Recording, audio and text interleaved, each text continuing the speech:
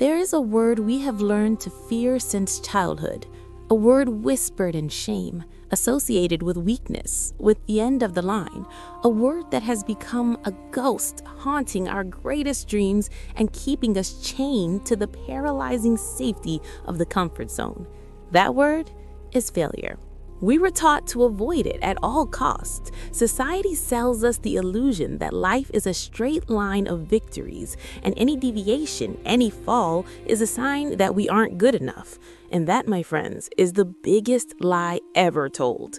They showed us the podium, but hid the countless hours of painful practice. They showed us the built empire, but hid the bankruptcies, the closed doors, the sleepless nights filled with doubt. They sold us the destination, but omitted the journey. And the truth is, there is no great journey without its faithful companion, failure. Success is not the opposite of failure. Success is the result of failure. Think of your greatest heroes, the innovators, the athletes, the artists, the leaders you admire.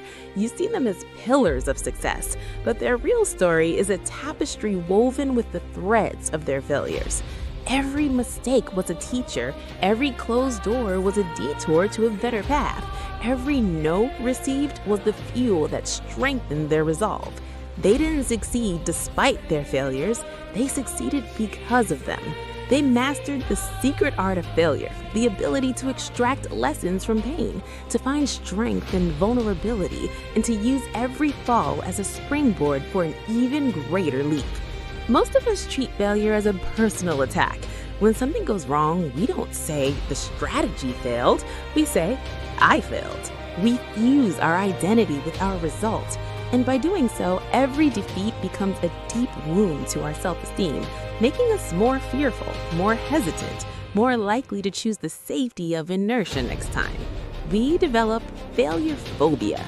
And the most tragic symptom of this disease is a life unlived. It's the business never started, the book never written, the love never declared, the adventure never embarked upon. The greatest failure of all is not falling, it is never having the courage to try.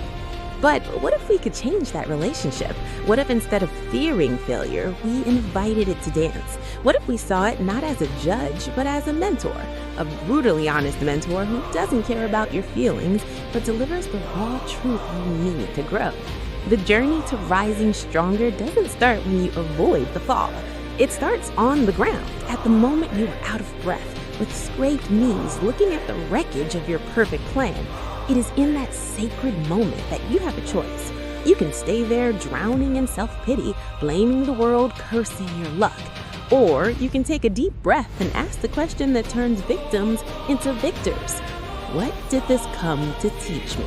This question is the key that opens the door to resilience.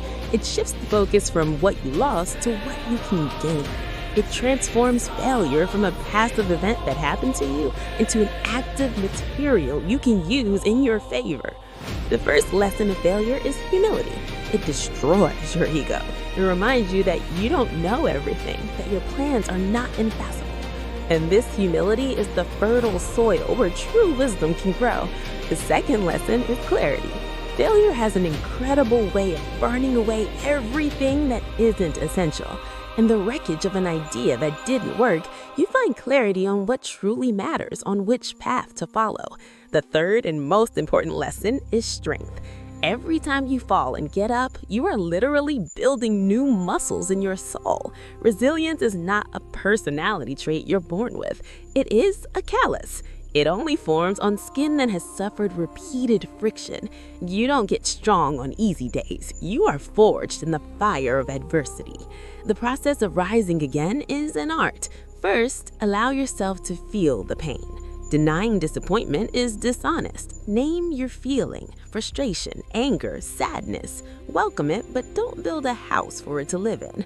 Give it an expiration date. 1 day, 1 hour. After that, your obligation is to the lesson. Grab a notebook and become a scientist of your own defeat. What went wrong? What could I have done differently? What variable did I not consider? Be brutally honest, but don't be cruel.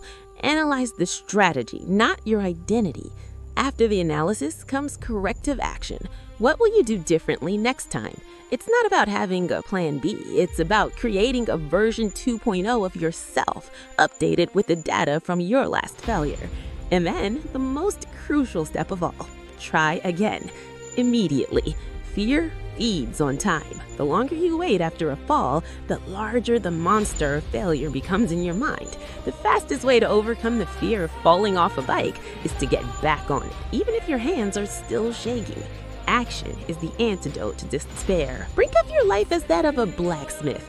Every failure is a hammer blow on a piece of glowing steel. The first blow seems destructive, it deforms, it hurts. But the master blacksmith knows that every blow, every fold, every plunge into cold water is aligning the molecules of the steel, pushing out impurities, making the blade stronger, more flexible, more lethal. You are not the steel suffering passively. You are the blacksmith. You are in control of the forge. You decide what each blow will mean. You can allow it to break you, or you can use it to transform yourself into a weapon. Society celebrates success, but we in this community revere the process. We celebrate the courage to try knowing we might fail. We honor the scars, for each one tells a story of resilience. We understand that the path to the top of any mountain is paved with stones we once tripped over. Do not be afraid of your defeats. Collect them, study them, honor them. They are the steps of your ascent. They are proof that you are in the arena covered in dust and sweat, daring greatly instead of sitting in the safe bleachers of life alongside timid souls who know neither victory nor defeat. If you have already tasted the bitter flavor of failure and are ready to turn it into the honey of your victory, then this message was forged for you. Like this video as a sign that you are no longer afraid of your scars. And above all, follow our channel and turn on notifications. Here, we do not hide our falls. We display them as medals of honor. Join our army of soul blacksmiths who use the fire of adversity to build an unbreakable legacy. Your next attempt awaits. What did your last failure teach you?